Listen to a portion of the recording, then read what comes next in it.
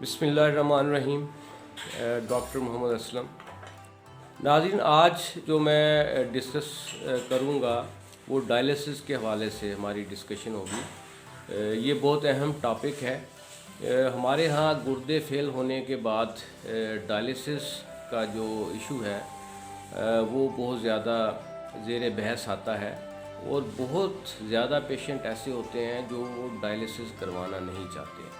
हमारे ये बहुत ज़्यादा गलत तस्वर पाया जाता है कि डायलिसिस की वजह से खुदा न खास्ता कोई बॉडी को नुकसान हो सकता है या कोई कॉम्प्लिकेशंस हो सकती हैं।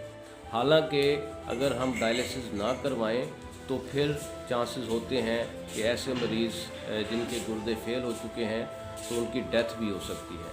हमारे यहाँ इस फैसला को करने में बहुत ज़्यादा वक्त लिया जाता है और मरीज़ की बीमारी बहुत ज़्यादा एडवांस हो जाती है, जिसकी वजह से फिर जब वो डायलिसिस करवाते भी हैं तो उसका कोई ख़ास फ़ायदा नहीं होता और इसी वजह से बहुत सारी अमवात भी हो जाती हैं और पेशेंट यही समझता है कि शायद ये डायलिसिस की वजह से हुआ है। हालांकि ऐसा बिल्कुल नहीं है। अगर वक्त हम डायलिसिस करवाएं तो बहुत सारी कीमती ज़िंदगियां बच सकती हैं। नाजरीन, हमारे यहाँ डायलिसिस के हवाले से बहुत ज़्यादा अफवाहें और गलत फहमियाँ पाई जाती हैं। जब किसी मरीज़ के गुर्दे फेल होते हैं तो उसके लवाहकीन को जब डायलिसिस के लिए कहा जाता है तो वो तज़ब्ज़ुब का शिकार हो जाते हैं और उनमें से कई डायलिसिस से एहतराज़ भी करते हैं। इसकी वजह यह है कि हमारे यहाँ ये गलत फहमी पाई जाती है कि खुदा न खास्ता जो डायलिसिस पर चले जाते हैं वो दोबारा कभी भी ठीक नहीं होते।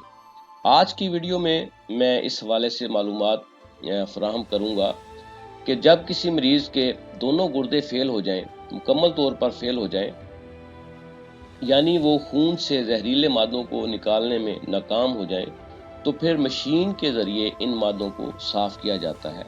इस अमल को डायलिसिस कहते हैं और अगर इन मादों को साफ़ ना किया जाए तो इनकी मिकदार खून में बढ़ती रहती है और एक वक्त आता है कि मरीज़ की मौत वाक़ई हो सकती है इनके जहरीलेपन की वजह से। इसलिए अगर डायलिसिस ना करवाएं तो मरीज़ के बचने का चांस 0% होता है। अब हम ये डिस्कस करते हैं कि डायलिसिस का क्या मकसद होता है। बुनियादी तौर पर ये आर्जी गुर्दे का काम करती है ताकि जब तक नया गुर्दा ट्रांसप्लांट के ज़रिए नहीं लग जाता इसके खून में जहरीले मादे इकट्ठे ना हों और खून साफ होता रहे।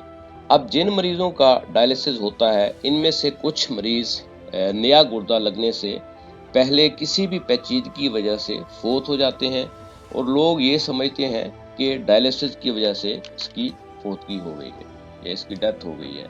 हमारे मुल्क में आसानी से गुर्दा ट्रांसप्लांट करने की सहूलत नहीं और ये हर कोई अफोर्ड भी नहीं कर सकता, तो ज़्यादातर मरीज नया गुर्दा ट्रांसप्लांट नहीं करवा सकते, जिसकी वजह से वो बस डायलिसिस ही करवाते रहते हैं और बाकी लोग इस गलतफहमी का शिकार हो जाते हैं कि जो डायलिसिस स्टार्ट करवाता है वो हमेशा ही करवाता रहता है। ज़ाहिर है जब नया गुर्दा ट्रांसप्लांट नहीं करवाया जाएगा तो डायलिसिस ही करवाना पड़ेगा। इसमें डायलिसिस का तो कोई कसूर नहीं है।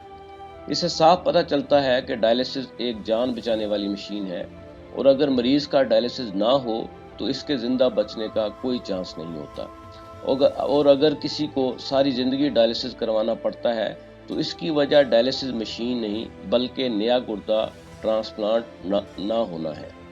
इसलिए जितने भी मरीज जिनके गुर्दे फेल होते हैं इनको चाहिए कि जल्द से जल्द नया गुर्दा ट्रांसप्लांट करवाएं और अगर किसी मरीज के गुर्दे फेल हो जाएं तो उसको फौरी तौर पर डायलिसिस पर आ जाना चाहिए और बिल्कुल भी ताख़ीर नहीं करनी चाहिए, क्योंकि जितनी ताख़ीर से डायलिसिस स्टार्ट करवाएंगे इतना ही ज़्यादा पेचीदगियों का चांस ज़्यादा होता है और डायलिसिस की नाकामी का भी चांस ज़्यादा होता है और फिर डायलिसिस पर आने के बावजूद भी मरीज की ज़िंदगी को खतरा हो सकता है।